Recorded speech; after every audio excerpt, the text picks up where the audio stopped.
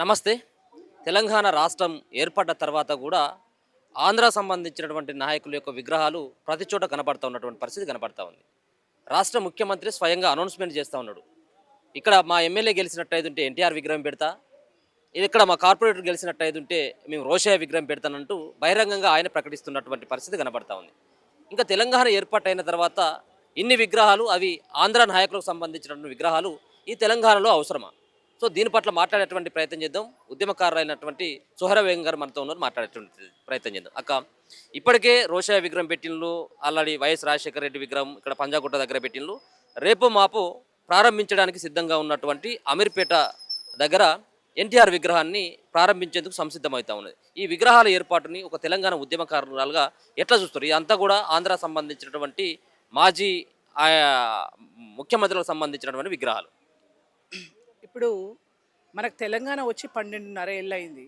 12.5 ఏళ్ళు అయినా కూడా ఇంకా ఆంధ్రకు సంబంధించిన వాళ్ళు గొప్ప నాయకులు కావచ్చు గాక, కానీ ఇప్పుడు తెలంగాణలో పెట్టాల్సినటువంటి అవసరం ఏమొచ్చింది? ఇవాళ తెలంగాణ కోసము జీవిత త్యాగాలు, ప్రాణత్యాగాలు, కుటుంబ త్యాగాలు చేసినటువంటి ఎంతోమంది మహానుభావులు ఉన్నారు. ప్రొఫెసర్ కేశవరావు జాదవ్ సార్ లాంటి వాళ్ళు ఉద్యోగం చేసుకుంటూ పేద పిల్లలకు ఫీజులు కట్టుకుంటూ ఒక పేద ప్రజల పక్షాన తన గొంతుగా బ్రతికినటువంటి ప్రొఫెసర్ కేశవరావు జాదవ్ సార్ పేరు మాత్రం పోయిన ప్రభుత్వం ఆయన పేరెత్తదు. ఇప్పుడు 2.5 ఏళ్ల నుంచి ఉంటున్నటువంటి ఈ ప్రభుత్వం కూడా ఆయన పేరెత్తదు. అటువంటి మహానుభావులు ఉన్నారు. వాళ్ళను వదిలేసి ఇప్పుడు ఆంధ్ర నాయకుల యొక్క విగ్రహాలు పెట్టడానికి గల కారణం ఏంటంటే, ఇప్పుడు మీకు తెలంగాణ వచ్చినా కూడా ఇంకా మా ఆంధ్ర పెత్తనం నడుస్తూ ఉంది అనేది ఈ విగ్రహాల నిదర్శనం మనకు కనబడతా ఉంది. కాబట్టి ఇప్పుడు ఈరోజు ప్రొఫెసర్ నాగేశ్వరరావు గారి మీద జరిగినటువంటి ట్రోలింగ్కి ఇవాళ చాలామంది ఉద్యమకాలు ఇక్కడికి వచ్చినారు. వాళ్ళందరూ కూడా ఒకటే వేదిక ఏం లేరు. ఒక్కొక్కరు ఒక్కొక్క వాళ్ళ యొక్క ప్రజా సంఘాల్లో పనిచేస్తూ వాళ్ళందరూ కూడా వాళ్ళ యొక్క శక్తి మేరకు వాళ్ళు పనిచేస్తున్న వాళ్ళు ఉన్నారు. ఈరోజు ప్రొఫెసర్ నాగేశ్వరరావు గారి మీద జరుగుతున్నటువంటి దాడిని ఖండించడానికి తెలంగాణకు సంబంధించినటువంటి ఉద్యమ నాయకులందరూ కూడా ఇవాళ ఒక వేదిక మీదకి వచ్చిందంటే దానికి కారణం ఏంటి? ఇంకా తెలంగాణ అస్తిత్వం మీద, ఆత్మగౌరవం మీద ఇంకా పోరాటం చేయడానికి తెలంగాణ ప్రజలు సిద్ధంగా ఉన్నారు అనేది దానికి ఒక నిదర్శనంగా ఇవాళ ఈ ప్రభుత్వం తీసుకోవాల్సినటువంటి అవసరం ఉంది. ఎందుకంటే ఇవాళ పుండు మీద కారం జల్లినట్టుగా ఇంకా ఆంధ్ర విగ్రహాలు పెడతా ఉంటే, తెలంగాణ కోసం ప్రాణత్యాగాలు చేసినటువంటివి పెట్టండి, తెలంగాణ కోసం జీవితాలు ఇచ్చినటువంటి వాళ్ళు పెట్టండి, తెలంగాణ కొరకు ఎవరికి అమ్ముడు పోకుండా చనిపోయే వరకు తెలంగాణ అస్తిత్వం కొరకు, తెలంగాణ ఆత్మగౌరవం కొరకు, తెలంగాణ పేద బిడ్డల కొరకు పనిచేసినటువంటి నాయకుల పేర్లు పెట్టండి, మీకు పేరు వస్తుంది. అంతేగాని ఇవాళ ఒక బలమైన సామాజిక వర్గాలకు సంబంధించినటువంటి నాయకుల విగ్రహాలు పెట్టి వాళ్ళ సామాజిక వర్గానికి సంబంధించినటువంటి ప్రజల మెప్పు పొందడానికి మీరు చేస్తున్నటువంటి ఒక దుర్మార్గమైన చర్యగా ఇవాళ తెలంగాణ ప్రజలు తప్పకుండా ఇవాళ అర్థం చేసుకుంటారు. కాబట్టి గత 10 ఏళ్ళు కేసీఆర్ గారు ఇదే పద్ధతిలో చేస్తే మరి ఏ రకంగా వాళ్లకు తెలంగాణ ప్రజలు బుద్ధి చెప్పిండ్రో మీకు అర్థమైంది అనుకుంటా. ఇప్పుడు 2.5 ఏళ్ళైంది మీరు కూడా వచ్చి అదే పద్ధతిలో పోతే మాత్రం ఖచ్చితంగా మిమ్మల్ని కూడా ఇక ఇంటికి పంపిస్తారు. తప్పకుండా పోయిన 10 ఏళ్ళు ఇప్పుడు 10 ఏళ్ళు ప్రభుత్వంలో ఉండి తెలంగాణ ప్రజలకు ఏమి చెయ్యనటువంటి వాళ్ళని ఇవాళ వాళ్ళు ఈరోజు అధికారం పోగానే మళ్ళీ మేము ప్రజల పక్షానే అని చెప్పి వస్తూ ఉన్నారు. ఇవాళ ఆ కుటుంబం నుంచే వచ్చిన ఒక మహిళా నాయకురాలు ఆమె పార్టీ పెట్టి ఇప్పుడు నా తప్పు అయిపోయింది, నన్ను క్షమించండి అన్నారు. 10 ఏళ్ళు తల్లి నువ్వు అన్ని రకాలుగా అనుభవించినావు, ఆస్తులు సంపాదించుకున్నావు, అన్ని రకాల ఆగాలు భోగాలు అన్ని రకాలుగా మీరు అనుభవించిండ్రు. ఇప్పుడు 10 ఏళ్ళు అయిపోయినాక అధికారం పోగానే ఆ సంపాదించిన డబ్బులతోటి పట్టుకొని నేను వాళ్ళ తెలంగాణ కొరకు మేమే సిపాయిలం, మేమే నాయకులం అని చెప్తే తెలంగాణ ప్రజలు పిచ్చోలు కాదు. తెలంగాణ ప్రజలకు పేదరికం అనేది ఏం కొత్త ఏం కాదు. కానీ పోరాటాలు అనేటివి మాత్రం వాళ్ళ ఖచ్చితంగా వాళ్ళ రక్తంలోనే ఈ గడ్డ మీదనే ఉన్నాయి. కాబట్టి ఒక మాట, గద్దర్ గారికి సంబంధించినటువంటి విషయంలో గదర్ గారికి సంబంధించినటువంటి ఫౌండేషన్ కావచ్చు, గదర్కి సంబంధించినటువంటి స్మృతివనానికి కావచ్చు, అందశ్రీ స్మృతివనానికి కావచ్చు, ఈ అన్ని రకాలైనటువంటి హామీలు ఇవ్వడం జరిగింది రేవంత్ రెడ్డి గారు.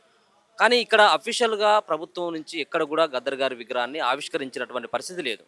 కానీ మొన్న జూబ్లీ హిల్స్ టైంలో ఎన్టీఆర్ విగ్రహం అన్నటువంటిదేమో కేవలం 2-3 నెలల క్రితం ఎన్నికలు అయిపోయినాయి, ఇప్పుడు హామీలు ఏమో నెరవేరుస్తూ ఉన్నాడు. మరి గద్దర్ గారికి ఇచ్చినటువంటి హామీ పట్ల ఇప్పటివరకు కనీసం ఆలోచన చేసేటువంటి స్థితిలో ఇలా ముఖ్యమంత్రికి కనబడట్లేదు. ఏంటిది అసలు ఈ తెలంగాణలో ఆంధ్రాకు సంబంధించినటువంటి నాయకుల యొక్క కనసన్నల్లో పెత్తనం జరుగుతుందని చెప్పేసి అనుకోవచ్చు దీన్ని బట్టి చూస్తే? ఇవాళ ఉద్యమ నాయకత్వం, ఉద్యమ పార్టీ అని చెప్పినటువంటి గత ప్రభుత్వమే 10 ఏళ్లలో ఆంధ్రోళ్ళ కాంట్రాక్ట్లతోటి, ఆంధ్రోళ్ళ కనుసన్నలతోటి ప్రభుత్వాన్ని నడిపించిండ్రు. ఇప్పుడు 2.5 ఏళ్ళైంది వీళ్ళు కూడా వచ్చి. ఇవాళ ఆంధ్రకు సంబంధించినటువంటి నాయకులు ఏమంటున్నారంటే ఇప్పుడున్న ముఖ్యమంత్రి మావోడే అని వాళ్ళు గల్లు ఎగరేసుకొని తిరుగుతూ ఉన్నారు. నేను జూబ్లీ హిల్స్ ఎన్నికల్లో కూడా నేను ప్రచారం చేయడం జరిగింది కాంగ్రెస్ పార్టీ కొరకు. అయితే ఎందుకంటే మనం అసలు ఈ తెలంగాణ ప్రజలు కూడా కాంగ్రెస్ పార్టీని నమ్మడానికి ముఖ్యంగా రాహుల్ గాంధీ గారి యొక్క నాయకత్వాన్ని నమ్మిండ్రు, మల్లికార్జున్ ఖర్గే గారి నాయకత్వాన్ని నమ్మిండ్రు. ఒక సోనియా గాంధీ గారు ఆమె లేకపోతే తెలంగాణ వచ్చేది కాదు అనే ఒక విశ్వాసంతో కాంగ్రెస్ పార్టీకి ఓట్లేసిండ్రు తప్ప ఇక్కడ ఉన్న నాయకులను చూసి కాదు, వీళ్ళ ముఖాలను చూసి కాదు. ఎందుకంటే నిజంగా వీళ్ళ ముఖాలకే అంత నాయకత్వ లక్షణాలు, అంత చిత్తశుద్ధి ఉంటే మరి గత 10 ఏళ్లలో తెలంగాణ ఇచ్చినటువంటి కాంగ్రెస్ పార్టీ అధికారంలోకి రావాలి. కానీ 2 సార్లు కూడా ప్రజలు ఓడగొట్టిండ్రంటే ఇక్కడ ఉన్న నాయకులు సరైన బలం లేదనే వాళ్ళు తెలంగాణ ప్రజలు ఓట్లు వేయలేదు. కానీ మరి రాహుల్ గాంధీ గారు, సోనియా గాంధీ గారిని, మరి మల్లికార్జున్ ఖర్గే గారిని ఖచ్చితంగా ఇవాళ సామాజిక న్యాయం అని మాట్లాడుతూ ఉన్నారు, వెనుకబడిన తరగతుల కొరకు మాట్లాడుతూ ఉన్నారు, బహుజనుల కొరకు మాట్లాడుతూ ఉన్నారు, మైనార్టీల కొరకు మాట్లాడుతున్నారు, మహిళల కొరకు మాట్లాడుతున్నారు. ఇవాళ రాహుల్ గాంధీ గారు ఈ దేశ రాజ్యాంగాన్ని రక్షించాలని చెప్పి తిరుగుతూ ఉన్నారు అని చెప్పి మరి ఆయనను చూసి, మల్లికార్జున్ ఖర్గే గారిని చూసి ఓట్లేస్తే ఇవాళ త్యాగమేమో తిరగడమేమో ఆయనదైతా ఉంది. మరి ఇవాళ కాంగ్రెస్ ప్రభుత్వం ప్రజలు ఓట్లు వేయగానే ఇవాళ మా వల్లనే మేము కాంగ్రెస్ గెలిచిందని చెప్పి వీళ్ళు గల్లలు ఎగరేసుకుంటే ఇవాళ పదవులలో కూర్చొని వీళ్ళు కూడా ఆంధ్ర ఆ ప్రజలతోటి మనకేమి ఇబ్బంది లేదు, కానీ ఆంధ్ర పెట్టుబడిదారులు ఎవరైతే ఉన్నారో వాళ్ళతోటి వీళ్ళు కుమ్మక్కై వాళ్ళ యొక్క మెప్పు పొందడం కోసం, వాళ్ళ అస్తిత్వాన్ని, ఆంధ్ర నాయకుల అస్తిత్వాన్ని తెలంగాణలో ఉంచడం కోసం ఇవాళ ఖచ్చితంగా ఈ విగ్రహాలు పెడతా ఉన్నారు. కాబట్టి ఇవాళ మేము ఒకటే అనుకుంటా ఉన్నాం, తెలంగాణకి ఖచ్చితంగా ఒక తెలంగాణ అస్తిత్వం మీద, తెలంగాణ ఆత్మ గౌరవం మీద ఇవాళ సొయ్యున్నోడు ముఖ్యమంత్రి కావాల్సినటువంటి అవసరం ఉంది. కాబట్టి ఇవాళ మనకు బహుజన తెలంగాణ, సామాజిక తెలంగాణ రావాలి అంటే ఖచ్చితంగా తెలంగాణ యొక్క బాధలు తెలిసిన వాళ్ళు, తెలంగాణ యొక్క కష్టాలు తెలిసిన వాళ్ళు, ఎవరికి అమ్ముడు పోనోళ్ళు, దేనికి కూడా ఆశపడనోళ్ళు, మరి అవకాశ రాజకీయాలు చేయని వాళ్ళు పోతేనే ఈ తెలంగాణకు న్యాయం జరుగుతుంది తప్ప ఇవాళ ఏ పార్టీ గెలిస్తే ఆ పార్టీకి వెళ్ళి కండువలు కప్పుకునేటోళ్ళని మనం నమ్ముకుంటే ఖచ్చితంగా తెలంగాణ ఇంకా 100 ఏళ్ళు వచ్చినా కూడా బాగుపడదు. తెలంగాణ వచ్చింది కానీ మరి ఏ ఉద్దేశంతో మనం సాధించుకున్నామో ఆ సాధించుకునేటువంటి తెలంగాణ ఇంకా రాలేదు. దానికోసం తెలంగాణ ఉద్యమకారులందరూ కూడా మళ్ళా ఏకమై ఏ రకంగా అయితే మనకు తెలంగాణ వస్తే మనం ఎవరు కనుక మనకు చట్టసభల్లోకి పోతే మన తెలంగాణ బాగుపడుతుందో, మన తెలంగాణ అస్తిత్వం, మన తెలంగాణ ఆత్మ పోరాటం, మరి మన తెలంగాణ బలిదాన కుటుంబాలకు, తెలంగాణ ఉద్యమకాలకు న్యాయం జరుగుతుందో ఇవాళ ఖచ్చితంగా ఇవాళ తెలంగాణ ప్రజలు అర్థం చేసుకోవాలి. ఇవాళ ఒక పిడికడి మంది ఉండొచ్చు ఇక్కడ ఆంధ్ర వాళ్ళు, అంతేగాని వాళ్ళ కోసం, వాళ్ళ మెప్పు కోసం మీరు ఇవాళ ఆంధ్రోళ్ళ విగ్రహాలు పెట్టి తెలంగాణ యొక్క ఆత్మగౌరవం మీద మీరు ఇవాళ ఏంటంటే పుండు మీద కారం చల్లే విధంగా మీరు చేయడం అనేది ఇది చాలా దుర్మార్గంగా భావిస్తూ ఉన్నాం. అదేవిధంగా ఇవాళ తెలంగాణ ఉద్యమకారుల కమిటీ వేసిండ్రు. తెలంగాణ ఉద్యమకారుల కమిటీలో ఒక్క మహిళ కూడా ఉండదా? ఇవాళ మహిళలు లేరా? ఇవాళ తెలంగాణలో తెలంగాణ మహిళా ఉద్యమకారులు లేకుండా, తెలంగాణ మహిళల భాగస్వామ్యం లేకుండానే తెలంగాణ వచ్చిందా? కాబట్టి ఇవాళ తెలంగాణ ఉద్యమకారుల కమిటీలో కూడా ఖచ్చితంగా మరి మహిళలను కూడా తీసుకోవాల్సిన అవసరం ఉంది. అదేవిధంగా మరి యూనివర్సిటీ పిల్లలైతే బలైపోయినరు, వాళ్ళు ఆత్మత్యాగాలు చేసిండ్రు, బలిదానాలు చేసిండ్రు. మరి తెలంగాణ మరి ఉస్మానియా యూనివర్సిటీ కావచ్చు, కాకతీయ యూనివర్సిటీ కావచ్చు, ఇతరత్ర యూనివర్సిటీలలో పిల్లలు ముందు వరుసలో ఉండి పోరాటం చేసిండ్రు కదా, మరి వాళ్ళ భాగస్వామ్యం అక్కర్లేదా? కాబట్టి ఇవాళ ఏదో వేడి నీళ్ళ మీద చల్లనీళ్ళు చల్లినట్టుగా ఓ కమిటీ వేసి ఉద్యమకారులను మభ్య పెడతామంటే ఇవాళ తెలంగాణ ప్రజలు నమ్మే పరిస్థితి లేదు. కాబట్టి రాహుల్ గాంధీ గారు ఇప్పటికైనా మీరు చొరవ తీసుకొని తెలంగాణలో, ఎందుకంటే మిమ్మల్ని చూసి ఓట్లేసిండు, మల్లికార్జున్ ఖర్గే గారిని చూసి ఓట్లేసిండు, కాబట్టి తెలంగాణలో ఏ రకంగా ఈ పరిపాలన సాగుతూ ఉందో రాహుల్ గాంధీ గారు దృష్టి పెట్టాలి. తల్లి సోనియమ్మ లేకపోతే తెలంగాణ వచ్చేది కాదు. కాబట్టి అమ్మ, నువ్వు తెలంగాణను బిడ్డలుగా భావించినావు కాబట్టి ఇక్కడ బలిదానాలను చూసి నువ్వు స్పందించి తెలంగాణ ఇచ్చినావు. కాబట్టి మళ్ళీ ఈ బిడ్డలను కాపాడడానికి, ఈ బిడ్డల భవిష్యత్తు కాపాడడానికి, ఈ బిడ్డల బ్రతుకులు బాగుపడడానికి ఖచ్చితంగా సోనియమ్మ తల్లి కూడా మళ్ళా తెలంగాణ కొరకు ఆమె కూడా ఆలోచన చేసి ఇక్కడ ఏం జరుగుతూ ఉందో తెలుసుకోవాల్సినటువంటి అవసరం కూడా ఉందని చెప్పి తెలియదు. రాష్ట్రం ఏర్పడి 13-14 సంవత్సరాలు అవుతున్నప్పుడు కూడా ఆంధ్ర సంబంధించినటువంటి పోలీసుల యొక్క పెత్తనమే కనబడతా ఉన్నది. ఇలా మొన్ననేమో ఒక జర్నలిస్టుకు సంబంధించినటువంటి అరెస్ట్ విషయంలో ఆంధ్ర పోలీసులు ఇక్కడికి వచ్చి అరెస్ట్ చేసేటువంటి ప్రయత్నం చేసి ఇలా ప్రొఫెసర్ నాగేశ్వరరావును కూడా అరెస్ట్ చేసేందుకు ఆంధ్ర పోలీసులు రంగంలోకి దిగినటువంటి సందర్భం కనబడతా ఉన్నది. సో పోలీసులు ఇక్కడికి రావడాన్ని ఏ విధంగా చూస్తారు? వాళ్ళు వచ్చినటువంటి సందర్భంలో ఎక్కడ కూడా ప్రభుత్వం నుంచి కానీ మంత్రులు కానీ ఒక ఎమ్మెల్యేలు సైతం కూడా ఇలా కనీసం ఖండించకపోవడాన్ని ఎట్లా అర్థం చేసుకోవచ్చు? ఇవాళ నేను ఆంధ్ర పోలీసులను కానీ ఆంధ్ర ప్రభుత్వాన్ని కానీ ఒకటి అడుగుతున్నా. మీ ఆంధ్ర నాయకులు ఎన్నో అవాకులు చెవాకులు తెలంగాణ వచ్చిన తర్వాత అవాకులు చెవాకులు మాట్లాడుతున్నారు. అక్కడ అడ్డగోలుగా తెలంగాణ కొరకు మాట్లాడుతూ ఉన్నారు.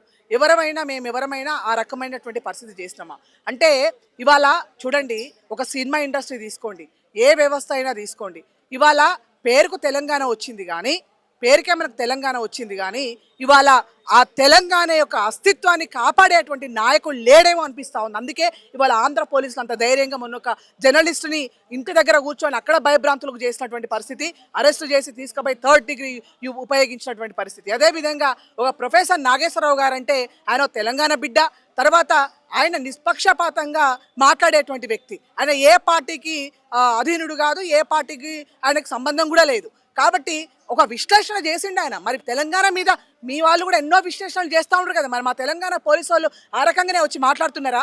కాబట్టి ఇవాళ మరి ఏంటంటే ఈ దేశంలో ఎవరు ఎక్కడైనా బ్రతకొచ్చు, కానీ ఇవాళ ఈ తెలంగాణలో ఎట్లాగో అమాయకమైన తెలంగాణ. ఎందుకంటే నెహ్రూని ఆ రోజే అన్నారు, ఒక అమాయకమైన అమ్మాయిని ఒక గడుసు పిల్లగాడికి ఇచ్చి పెళ్లి చేస్తున్నారనే మాట నెహ్రూ అదే ఎప్పుడో అన్నారు, ఆయన అప్పుడు ఆ కాలంలోనే అన్నారు. కాబట్టి అదే స్టేట్మెంట్ ఇప్పటికి కూడా తెలంగాణ వచ్చినాక కూడా కొనసాగుతుందేమో అని అనిపిస్తూ ఉంది. కాబట్టి తెలంగాణ ప్రజలు సొయ్యున్నోళ్ళని, ఇవాళ తెలంగాణ మీద సొయ్యున్నోళ్ళని మనం చట్టసభల్లోకి పోతేనే మనకు తెలంగాణకు న్యాయం జరుగుతుందని చెప్పి గట్టిగా నమ్ముతా ఉన్నాం. సో మొత్తానికి తెలంగాణలో ఇక్కడ ఆంధ్రాలకు సంబంధించినటువంటి నాయకుల యొక్క విగ్రహాలు కనుక పెట్టినట్టయితే సహించేది లేదు. ఇప్పుడున్నటువంటి ప్రభుత్వం సైతం కూడా దానికి సహకరించేటువంటి విధంగా కనబడతా ఉన్నది. ఇలా ముఖ్యమంత్రి రేవంత్ రెడ్డి సైతం కూడా ఆంధ్ర సంబంధించినటువంటి పెత్తందారుల చేతిలోనే బందీగా అయిపోయినట్టుగా కనబడతా ఉన్నది. ఇప్పటికైనా సోయి తెచ్చుకోవాల్సినటువంటి అవసరం ఉన్నది. తెలంగాణ ప్రజలు సైతం కూడా తెలంగాణ పైన సోయి ఉన్నటువంటి వాళ్ళని అసెంబ్లీకి పంపాల్సినటువంటి అవసరం ఉందన్నటువంటి అంశాన్ని సోహెరా బేగం గారు అయితే తెలియజేస్తున్నటువంటి సందర్భం కనబడతా ఉంది. చూస్తూనే ఉండండి మన తొలి వెలుగు.